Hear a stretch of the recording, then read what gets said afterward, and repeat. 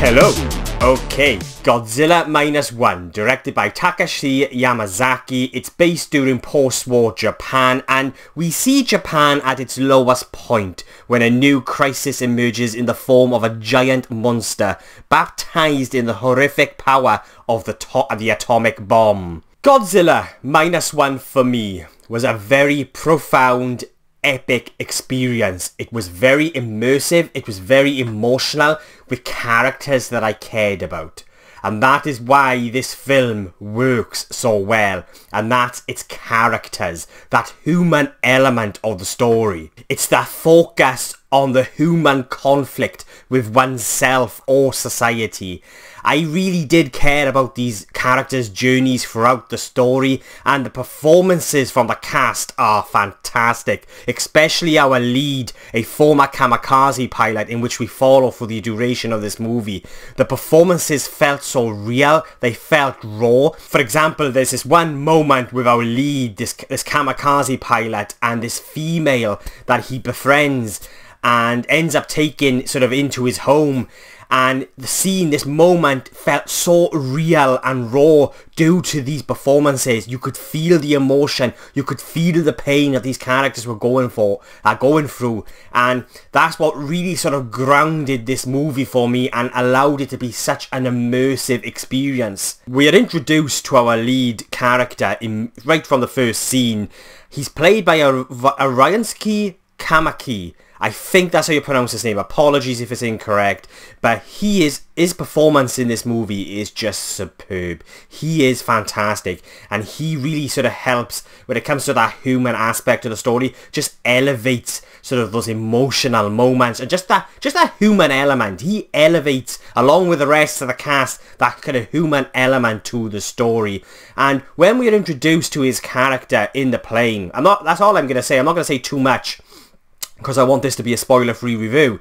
But the way we're introduced to this character and how the scene is shot, it's mirrored within the final act in a certain way that I thought was just simply beautiful and poetic. Just this entire character's journey and his story and his character arc is just beautifully done. It's beautifully written and it's beautifully performed. For me personally, when it comes to these type of movies, these kaiju movies or these big monster movies, for them to really truly work, for them to really truly be effective, I feel like you really need to achieve this true sense of scale. And I don't mean that just by an object like Godzilla. I also mean by sort of like those deeper themes and messages within its story as well. And what I really mean by this is, if you put us, the viewer, within the actual perspective of what it would actually feel like to witness an event such as Godzilla walking through your city or your country,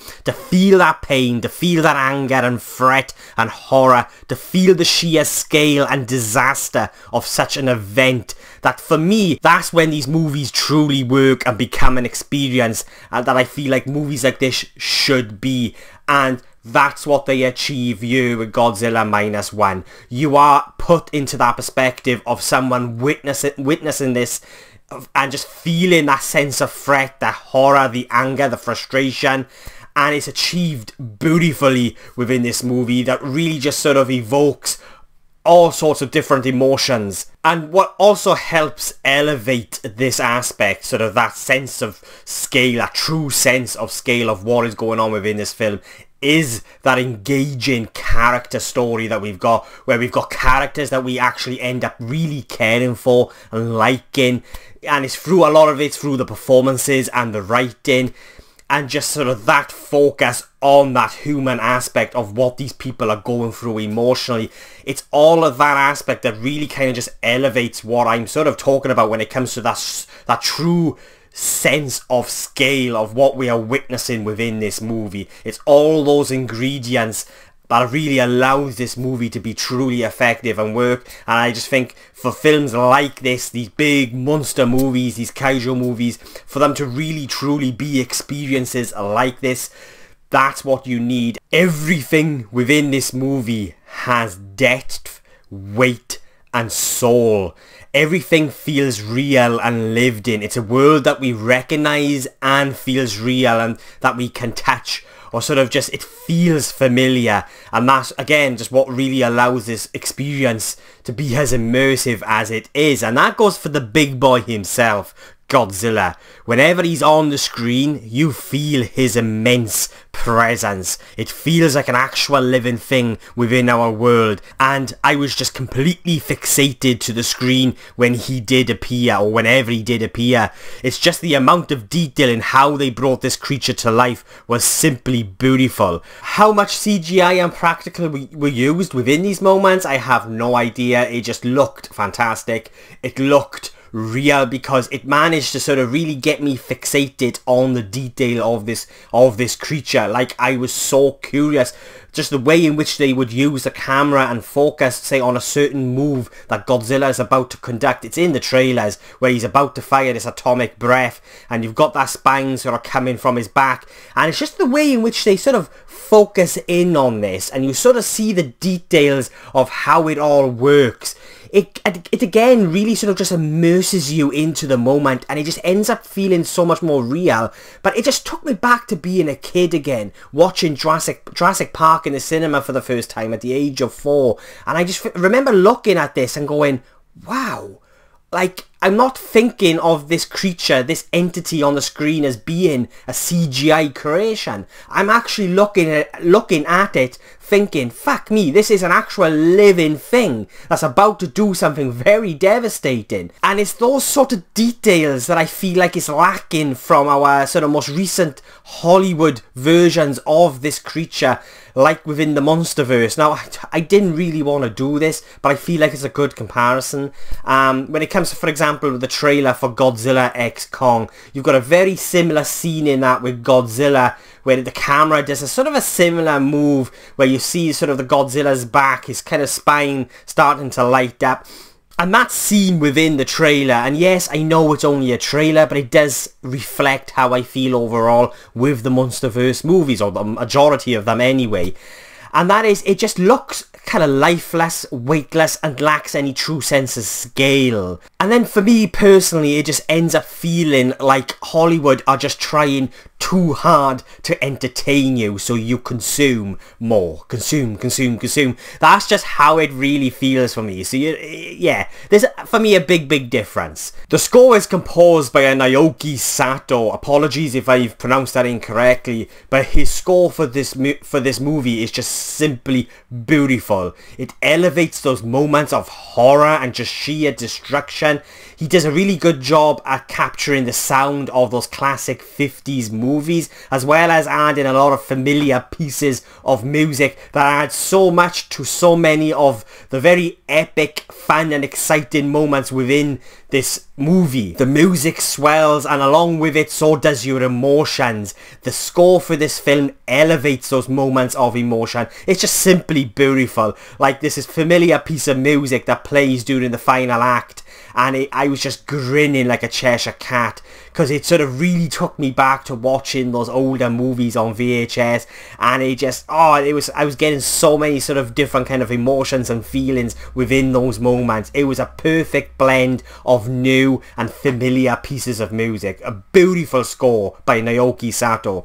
And when it comes to the human element of the story, the human drama, you never find yourself missing Godzilla. I didn't anyway, personally. Like, Godzilla is there, but the only way I can sort of compare this to is Jaws, for example, where the real focus of this story and this movie is the human drama and what these characters are going through emotionally and what they're sort of battling within themselves. So Godzilla's role within this film is more along the lines of something like Jaws or Alien, even, when it would appear at a certain moment within these characters' journeys. But it's due to that human element, that human drama that just really elevates those moments when Godzilla is on the screen. So I do think that if you're one of those people that's going into this movie hoping to have Godzilla every 5 minutes, like the most recent Monsterverse movies maybe, then I think you're going to be disappointed, because it is so much more about the human struggle and that kind of human conflict within oneself and just sort of society that is the real focus of the story, but it's those appearances by Godzilla that then sort of elevate that. It's that kind of blend of both that character sort of drama as well as sort of that presence of Godzilla is what really kind of elevates this story and sort of those themes that they are exploring within this story. Godzilla is a metaphor within this story, and so Godzilla is more of a mechanism or a tool to really kind of elevate what themes they are exploring within this story. Godzilla -1 is one of those very few movies this year that after watching it, I immediately wanted to watch it again. It's an experience fueled by different emotions. I felt it's a very important movie that remembers how to engage the audience in a way that transports them into the heart of the story. It did to me anyway, personally. I loved this film. It reminded me why I fell in love with film in the first place.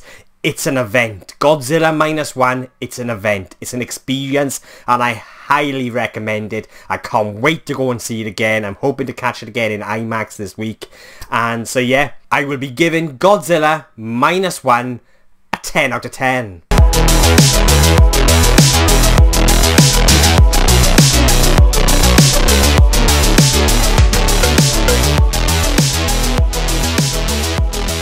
So yeah, there are my thoughts on Godzilla -1. Have any of you checked it out yet? If you have, did you hate it? Did you love it?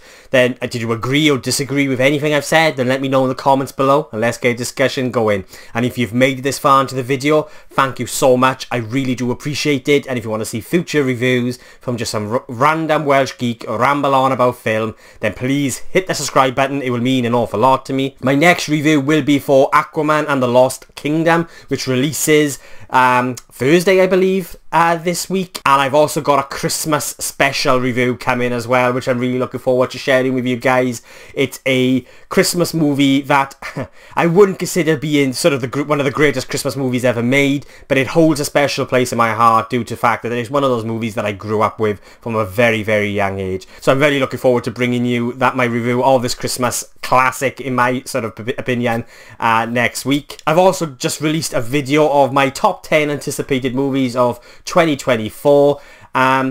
There is a sort of a little error within that list, so I didn't realise while filming it that Mission Impossible Dead Reckoning Part 2 was actually delayed. I do actually recall something being announced this year, but it completely left my mind. So it's in the list. It is still one of my anticipated movies, but it's not actually releasing next year. It's going to be released in 2025. So yeah, enough rambling on for me. Thank you for watching, and thank you to everyone that has subscribed over the year. It means so much, and yeah, I'll be catching you guys soon.